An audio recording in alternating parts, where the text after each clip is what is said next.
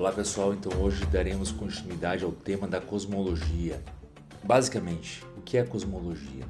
Cosmologia é uma ordem aplicada é uma ordem executada. E toda ordem ela tende à desordem. Dentro da ordem vai sempre existir a desordem. Dentro do masculino sempre vai existir o feminino. E dentro do feminino sempre vai existir o masculino. Esse é o princípio alquímico. Muitos pensam assim que a desordem ela pode ser traduzida como caos, mas não. O caos que nós falamos no satanismo, no luciferianismo, o caos ele diz respeito a algo à parte disso. Da mesma forma, quando nós dizemos que somos amorais. Ser amoral não significa ser imoral e também não moral, né?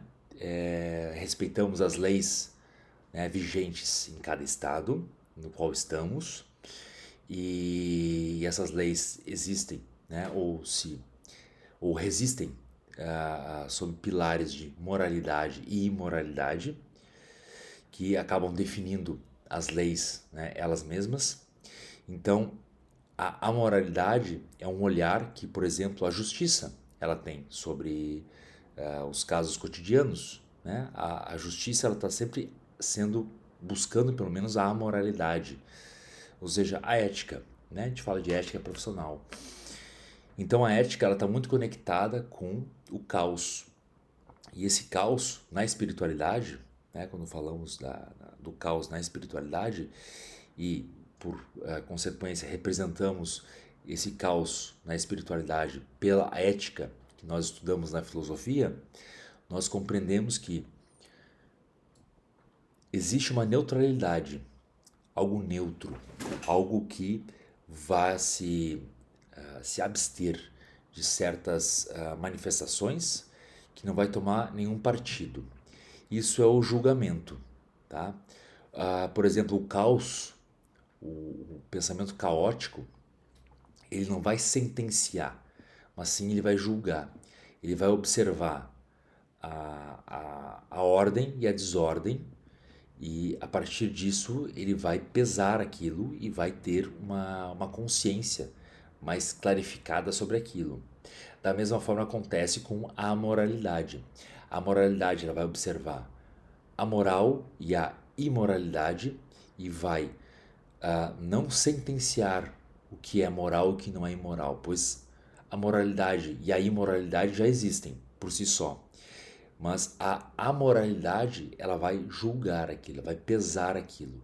E aí cabe, obviamente, a ética de compreender isso, a lucidez de compreender isso. Por isso que nós temos a figura de Lúcifer, que é o portador da luz. Então nós vamos, mesmo diante de complicações a respeito da moralidade, nós vamos tentar entender isso de forma lúcida, clara. Então, qualquer pessoa que tenha uma vida, por exemplo, que julgam como sendo caótica, na verdade não é caótica, na verdade é uma vida em desordem. Né? A pessoa não consegue ordenar a vida dela, a pessoa não consegue dar uma ordem à vida dela. Ou a ordem que ela quer dar à vida dela acaba causando mal a outras pessoas. Então, a ética e o caos se unem para que toda a existência ela tenha não apenas a busca pelo equilíbrio, mas que tenha também a compreensão da justiça, do peso, de julgar. E muitos confundem julgar com sentença.